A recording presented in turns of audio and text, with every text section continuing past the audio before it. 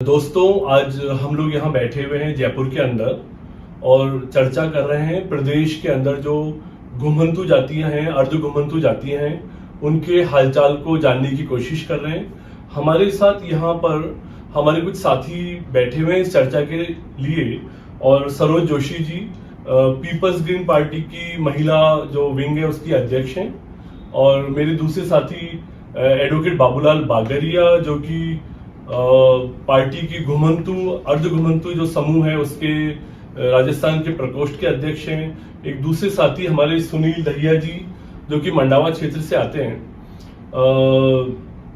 बाबूलाल जी, बहुत बार सुना है ऐसा कि जो घुमंतु जातियां हैं, अर्ध घुमंतु जातियां हैं, उन लोगों की स्थितियां राजस्थान में अच्छी नहीं है जी। आप तो एडवोकेट बन गए हैं, कोर्ट के अंदर अपनी रोजमर्रा के काम कर रहे हैं और दूसरे लोगों की तरह से, तो क्या बहुत बड़ा बदलाव आ गया है? जो छोटी जातियां हैं, घुमंतु अर्ध घुमंतु, क्या वो सब बहुत अच्छी जगह पे आ गई हैं या स्थितियां अभी अच्छी नहीं है? आप राजस्थान को बताइए कि क्या चल रहा है। अभी घुमंतु अर्ध घुमंतु जातियों में ऐसा कोई बदलाव नहीं आया है। जो घुमंतु जातियां अशिक्षित भी है और पढ़े लिखे नहीं है। घुमंतु जातियों के साथ में लोग अभी भी व्यवहार अच्छा नहीं बनाते हैं और इनको अलग तरीके से देखते हैं। जैसे छुआछूत की भावना इनके प्रति रहती है। गाँवों के अंदर जैसे कोई शादी वगैरह रहती है, घुमंतु जातियों को घोड़ी पे बैठ के तोड़ नहीं मारने देते हैं और इनको मंदिरों पे भी नहीं चढ़ने देते हैं। और इनकी जो पढ़ाई वगैरह की रहती है, पढ़ाई नहीं करवा करके इनको अपने खुद के कामों के लिए घुमंतु जातियों के जो बच्चे वगैरह रहते हैं उनको अपने घर पे ले जाकर काम करवाते हैं, खर्चे का काम करवाते हैं। यहाँ तक कि गाय भैंसों का गोबर भी इन जातियों के जो बच्चे हैं उनको मतलब लालच देख करके अपने पास में रखते हैं, क्योंकि अशिक्षित शिक्षा नहीं है समाज के अंदर। बहुत बार अखबार में ऐसा आता है कि दूल्हे को घोड़ी पे नहीं चढ़ने दिया या कि एक जो आपके जैसी जाति के जो लोग हैं, वर्ग के लोग हैं, उनको मंदिर में प्रवेश नहीं करने दिया। इन दोनों बातों पर क्या हालात हैं अभी गाँव के अंदर? अभी भी देखो, जैसे 100 साल पहले चलता था वैसे ही चल रहा है। न तो जैसे बागरिया समाज मान लो, बावरी मान लो, बेरवा मान लो, कोई भी जाति ले लो, घुमंतु की सांसी वगैरह, इनको न तो मंदिर में प्रवेश दिया जाता है और न ही इनको घोड़े पे बैठ कर तोड़ मारने दिया जाता है। जो कि उन जाति का जैसे जाट वगैरह रहते हैं, ये मंदिर में चढ़ने नहीं देते। इनको जो मंदिर की पेड़े रहते हैं वहीं पर इनको धोख वगैरह लगा करके आना पड़ता है और घोड़ी को तो बिल्कुल अलाउ नहीं करते। जैसे अगर कोई दूल्हा घोड़ी पे चढ़ेगा तो क्या उसको दादागिरी से रोक लेंगे या उसको मना करेंगे, क्या होगा? अगर कोई घुमंतु समाज का कोई दूल्हा किसी के गांव में बारात लेकर के जाता है तो उसके डीजे भी नहीं बजाने देते हैं और अपने रवैये के आधार पे उसको घोड़े पे चढ़ने भी नहीं देते, दादागिरी भी करते हैं उनके साथ, यहाँ तक कि मारपीट तक उतराते हैं लोग। ये तो बहुत ही चिंताजनक बात है कि आप कह रहे हो भाई घोड़ी के ऊपर नहीं चढ़ने दे रहे हैं। आजादी के 75 साल हो गए, आप बता रहे हो कि मंदिर के अंदर ढुक नहीं लगाने देते। देखिए, मेरे ख्याल से तो सामान्य तौर पर जितने भी मंदिर हैं वहां पर तो पूछा नहीं जाता है कि भाई आपकी जाति क्या है, आपका धर्म क्या है, और आप अंदर जाओ और पूजा करके आ जाओ। तो ये कहाँ ऐसा होता है जहाँ पर कि आपको रोका जाता है? और आधुनिकता के इस दौर में ये सारी चीजें अभी भी आपके साथ हो रही है, जबकि एजुकेशन में जमाना कहाँ पहुंच गया। क्या आपके समाज के बच्चों को एजुकेशन दी जा रही है? क्या आपके समाज के जो बच्चे हैं आप चेक कर पा रहे हैं उनकी क्वालिफिकेशन क्या, क्या वो स्कूल जा पा रहे हैं? क्या स्कूल में भी इस जाति के बच्चों के साथ ऐसा बर्ताव हो रहा है? जी मैम, देखो स्कूल में भी बर्ताव हो रहा है। एजुकेशन के लिए ये लोग जो हमारे समाज के जो बच्चे रहते हैं उनके माता पिता को लालच देते थे। जैसे शराब के नशे के लिए कहते थे कि एक बोतल तुम्हें शराब की मिल जाएगी, 5-10 हज़ार रुपये तुम्हें महीने की मिल जाएंगे, साल की मिल जाएंगे, और आपके जो बच्चे हैं इनको हमारे घर पे भेज दो। तो ये जो घुमंतु समाज के जो लोग रहते हैं इन बच्चों को, जो काश्तकार वगैरह रहते हैं या कोई जाट वगैरह गुज्जर हो या कोई भी कास्ट के हो जिनके पास पैसे वाले होते हैं, उनके पास ये इनके बच्चों को छोड़ देते हैं जो वो एजुकेशन में नहीं कर पाते हैं और अशिक्षित रहते हैं। इससे क्या है कि समाज आगे नहीं बढ़कर पीछे है अभी भी। तो इस समाज को एजुकेशन की तो बहुत ज्यादा आवश्यकता है। और जो पढ़ लिख जाते हैं, डॉक्टर इंजीनियर बन जाते हैं, उन लोगों के साथ भी अभी भी वही बिहेव हो रहा है, वही सब कुछ चल रहा है। जी मैडम, भले मैं एडवोकेट हूँ, बागरिया समाज से आता हूँ, और जैसे बागरिया समाज में कोई रेलवे में भी होगा इक्का दुक्का या कोई पुलिस में भी होगा, लेकिन जो समाज है, अदर जो समाज है, जो अपने आप को जैसे जनरल समझते, कोई ओबीसी समझती, तो गाँवों का तो वही रवैया है, उसमें कोई चेंजेस आपने नहीं। ये सोच नहीं आई कि इस आधुनिकता के इस दौर में ये जो चला आ रहा है सालों से, इसको खत्म किया जाए? कि आपने इसके लिए आवाज उठाने की कोशिश नहीं की? इसका देखो मैडम, कई बार हमने कोशिश करी है, हमने सरकार को हमारी जो चीजें वो भी बताई कि जैसे बागरिया समाज है उसको ओबीसी में डाला गया है, जी। हालांकि हम ओबीसी लायक नहीं है, जी। फिर भी हमारे को जबरदस्ती गवर्नमेंट आती है राजस्थान में, बोले केंद्र में हमें ओबीसी में डाल रखा है, और हमारा शोषण होता है हर प्रकार से। अच्छा। हाँ, आपने मेरे को इसका जवाब अभी नहीं दिया कि मंदिर में पूछते नहीं है कि भाई आप कौन हो, अंदर जाके दर्शन करके आ जाते हो, तो कहाँ रोका जाता है? देखो हमें मंदिर में वहाँ रोका जाता है जहाँ ग्रामीण इलाका हो।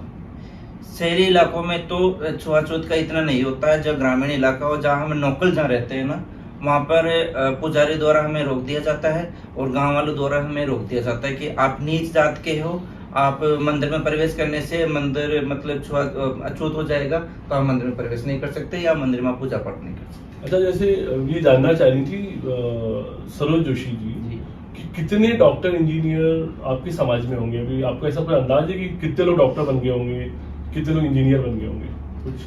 अभी तक तो देखो ज्यादा तो है नहीं, कोई एक का दो का भले ही हो, लेकिन इतने को न तो डॉक्टर है न कोई इंजीनियर नहीं बने, डॉक्टर इंजीनियर बने ही अभी नहीं। नहीं। तो मतलब आपके समाज में एजुकेशन का जो है वो बहुत कम है। आप चाहते हैं कि एजुकेशन आपके समाज में आए, गांव में एजुकेशन पहुंचे? जी, मैं देखो हमारे समाज में आज भी एजुकेशन ना के बराबर है। इसलिए ना के बराबर है कि जो हमारे दादा पापा वगैरह है, जो क्योंकि वो पढ़े लिखे नहीं थे और उनको ये भी पता नहीं कि एजुकेशन क्या चीज होती है जी। तो वो मोटिवेट भी नहीं कर पाए हमें। और अब जो आने वाली जो जनरेशन चल रही है उसमें थोड़े बहुत बच्चे पढ़ रहे हैं, लेकिन जो पैसे वाले हैं ना उनका शोषण करते हैं। एक बात मैं आपसे और जी। पूछना चाहती हूँ, जैसे आपने कहा कि जो शहर हैं, जी शहरों में ये नहीं होता, गांव में बेसिकली ज्यादा होता है। तो क्या कोई ऐसा कानून हम ला सकते हैं कि शहरों में जो ये छुआछूत हो रही है ये बंद हो? कुछ ऐसा पीपल ग्रीन पार्टी कुछ ऐसा कानून सरकार से बात करके लेके आए, तो जो आप लोगों के साथ अत्याचार हो रहा है, बेसिकली जो पिछड़ी हुई जाती है उनके साथ जो अत्याचार हो रहा है वो खत्म हो? पीपल ग्रीन पार्टी ऐसा कदम उठाए, देखो ऐसा एक्ट लेके आए गाँव के लिए? पीपल ग्रीन पार्टी को अभी मौका है घुमंतु समाज के साथ जुड़े, घुमंतु समाज को अपने साथ लेकर के चले जी। और पीपल्स ग्रीन पार्टी चाहे तो अलग से एक कानून बना सकती है जी। जो ये घुमंतु के अंदर अलग अलग वर्ड में बांटे हुए है, किसी को ओबीसी में डाल दिया, किसी को किसी में डाल दिया, तो घुमंतु के जो है सभी को एक ही कैटेगरी में डाला जाए। जी। जी। और जो पढ़ने का बच्चों का एजुकेशन का हो तो अलग से पढ़ने का एजुकेशन का बनाया जाए और वो पढ़ा करके उनका आगे बढ़ाया। जैसे पीपल ग्रीन पार्टी जो है वो एजुकेशन पे बहुत ज्यादा फोकस कर रही है, शिक्षा पे बहुत ज्यादा काम कर रही है। जी। तो अगर आपका गांव, आपका क्षेत्र अगर इस तरह की कुछ जरूरत है जी। तो पीपल ग्रीन पार्टी वहाँ अपने जो टीचर्स हैं, जो स्कूल्स हैं, उनसे कांटेक्ट करके आपके समाज के लोगों के लिए एक व्यवस्था कर सकती है। उसमें हमको आप लोगों का सहयोग चाहिएगा। और एक चीज और हो सकती है कि गांव में बेसिकली जो इस तरह के वो हो रहे हैं, तो पीपल ग्रीन पार्टी सरकार से बात करके एक एक्ट, एक नियम, एक कानून ला सकती है कि इस तरह के लोगों के साथ ये अत्याचार बंद हो। जी। तो ये तो पीपल्स ग्रीन पार्टी के जो राष्ट्रीय अध्यक्ष है डॉक्टर सुधांशु जी, तो इनको मैं तो ये कहना चाहता हूँ कि जो गरीब है ये घुमंतु समाज में, जैसे बागरिया, बावरी, बागरिया, मोगिया और सांसी वगैरह कई जातियां आती है, ऐसे कुल मिलाकर 52 जातियां होती है जी।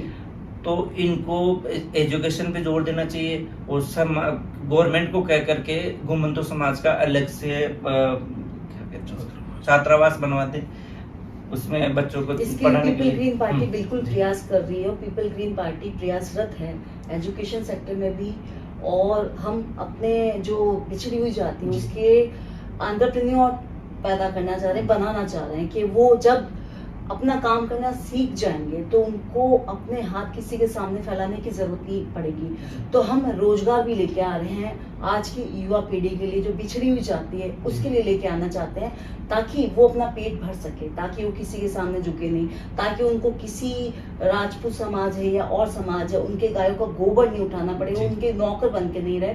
मैं पर्टिकुलर जाति को इंगित नहीं कर रही हूँ, लेकिन इस जाति का, इस समाज का शोषण हो रहा वो खत्म। देखिए, अभी जो बातचीत चल रही है और बाबूलाल जी ने जैसा बताया कि ये 52 जातियां हैं, घुमंतू हैं, बावरिया, बावरी, सासी और बहुत सारी ऐसी समुदाय हैं जिसके लाखों करोड़ों लोग जो हैं वो देश में निवास करते हैं और आज भी उन्हें दोहरा जीवन जीना होता है। उनके पास बराबरी का अधिकार नहीं है। हमारी बहन सरोज जोशी जी जैसा अभी बाबूलाल जी से बात कर रही थी कि एजुकेशन को अगर हम फोकस करें तो हम शायद है कि ये जो डिफरेंस बना हुआ है, जो दूरियां बनी हुई है, उसको मिटा सकते हैं। और किसी भी वर्ग में अगर ऐसे लोग हैं जो ऊंच नीच की भावना रखते हैं, जो छोटे बड़े की भावना रखते हैं, जिनको लगता है कि ये नीच लोग हैं, जैसा कि बड़े दुख के साथ इस शब्द को मैं इस्तेमाल कर रहा हूँ, बावरिया जी बता रहे हैं बागरिया साहब की मंदिर में, स्थानीय मंदिर में, जहां पर के लोग जानते हैं कि ये बागरिया समुदाय का है, मंदिर के अंदर प्रवेश करने से रोक देते हैं या दूल्हे को घोड़ी पे नहीं चढ़ने देते या डीजे बजाने से रोकते हैं। तो निश्चित तौर पर ये शर्मनाक स्थिति है। आजादी के 75 साल बाद ऐसा भारत की कल्पना हमारे शहीदों ने कभी भी नहीं की होगी जिन्होंने देश की आजादी के लिए लड़ाई लड़ी थी। और अभी जो कमिटमेंट या जो एक असर्शन सरोज जोशी जी ने दिया कि पीपल्स गेन पार्टी ऐसे वर्गों के लिए न केवल शिक्षा पे फोकस करेगी बल्कि एक राजनीतिक बदलाव की बात नहीं कर रहे हैं, ये एक सामाजिक बदलाव की जरूरत है। पार्टियां तो आती हैं और चली जाती हैं, चुनाव जीतने वाले जीतेंगे, हारने वाले हार जाएंगे, लेकिन अगर 70-75 सालों में इन लोगों को हम बराबरी पे नहीं ला सके, उठा नहीं सके, ये बहुत ही अपमानजनक है पूरे देश के लिए। पीपल्स गेन पार्टी अगर ये वादा कर रही है, ये सोचती है, हमारा कैडर, हमारे लोग अगर ऐसा सोचते हैं कि आने वाले समय पे ऐसी हालात पैदा कर देंगे, ऐसा सामाजिक बदलाव लेकर के आएंगे जहां कोई अलग से बागरिया या कोई राजपूत या जाट या जोशी या शर्मा या कोई भी कम्युनिटी का डिवीजन नहीं होगा, लोगों का सबका सम्मान होगा, सबकी इज्जत होगी, सबकी डिग्निटी होगी, सबको बराबर का हक मिलेगा, सबके पास बराबर के अवसर होंगे, एजुकेशन होगी और प्रॉस्पेरिटी सबके पास होगी। अगर ऐसा भारत या राजस्थान का निर्माण हम लोग करते हैं तो ये एक बहुत सुखद पल होगा। और इस वार्ता के लिए, चर्चा के लिए मैं धन्यवाद देना चाहूंगा सरोज जोशी जी को, हमारे बाबूलाल जी बागरिया साहब को, हमारे साथी सुनील जी को और पीपल्स गेन पार्टी की ओर से आप सभी को मेरा नमस्कार।